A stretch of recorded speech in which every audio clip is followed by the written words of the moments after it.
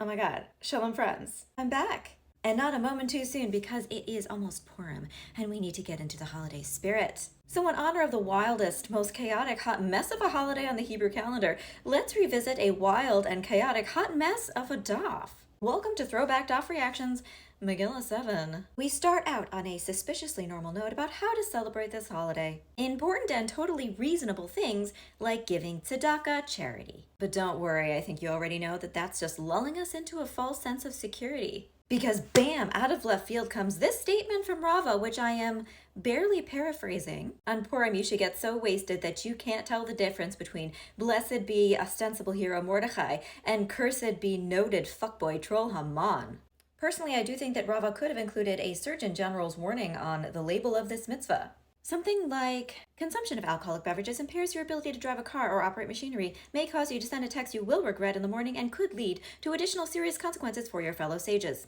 Wait, what serious consequences, you might be asking yourself? Well, I am excited to tell you about it. Rabba, or maybe Rava, depending on who you ask, is having a Purim feast with his friend Rabbi Zera. They have indeed imbibed quite a significant quantity of giggle juice. At some point during the evening, a very inebriated Rabba makes a very poor decision and straight up schmurderizes Rabbi Zera.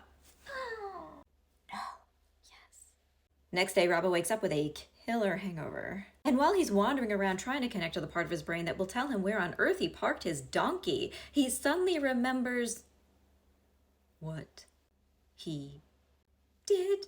Rabba was not looking to catch a felony, so he immediately starts praying to God like Rabbi Zera's life depended on it, because it did. And phew, what an amazing Purim miracle. Rabbi Zera gets re-alived. That was a close one. The Angel of Beth really thought they had this one in their Shalach Manot bag. Oh well. So cut to next year on Purim, right? Rabba has the unbelievable chutzpah to invite Rabbi Zera to party again. And Rabbi Zera is like, did you pregame before you asked me that question? Tell me honestly. Purim shmurda me once, shame on you. Purim shmurda me twice. I don't think so. This time I'm just staying home and drinking a Diet Coke. Now, in the past, on this very channel, I have expressed my thoughts that Rabbi Zera wasn't that great at parties and was, indeed, a bit of a buzzkill. But honestly, after this, I do get why. Because once a buzz had indeed killed him.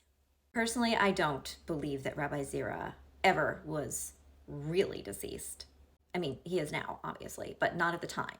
I just think he passed out hard on the floor of his living room with his neck in a weird position. But be that as it may, be safe and please pour him responsibly.